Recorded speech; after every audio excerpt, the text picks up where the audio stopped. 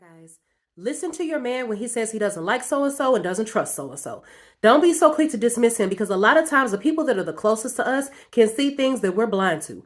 Ever wondered why, after getting into a relationship with a guy, some friends start acting brand new and trying to start drama in your relationship? The thing about friends is that they can either uplift your life or ruin it. There's a statement that's always stuck with me. Your circle reflects your stage of life. And sometimes as a woman, you need to cut off your friends for the sake of your man. And for the record, I'm talking about toxic people who call themselves friends. The ones you keep around only out of familiarity because you've been friends for X amount of years and y'all are like sisters.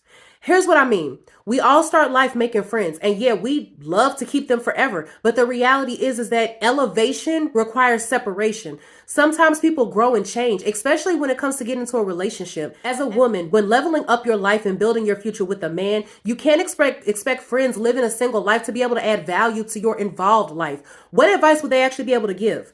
You're in a different lane than they are. Yet there's a lot of women who are choosing their friends over their man. Pay close attention to the type of energy they give off. If they say things like, but you're settling down so early, you're missing out on life getting tied down, those are the friends that need to go. Because as women, sometimes we ignore the signs of their envy.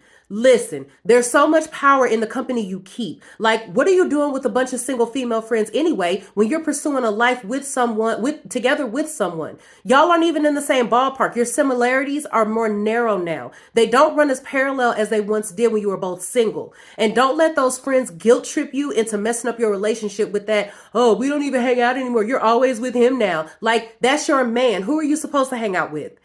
People's true colors show when they feel competition is near or when they feel like that they're getting passed up in life. Because when they can't guilt trip you, their toxic behavior begins to show. And who you thought was your bestie was only your bestie when it meant that you weren't elevating past her.